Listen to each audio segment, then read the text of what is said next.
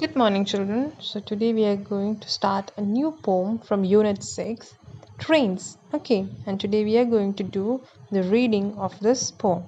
Now, let's jump into the poem.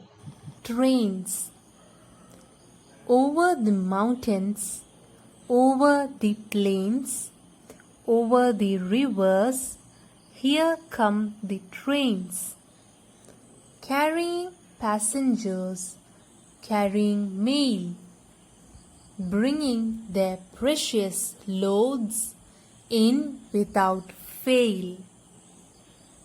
Thousands of freight cars all rushing on through day and darkness, through dusk and dawn, over the mountains, over the plains, over the rivers, here come the trains. Okay, so that was the poem, children. Please read the poem twice. We will discuss the poem in detail in the next class. Okay, please read the poem. Okay, children? Yes. Have a good day. Take care.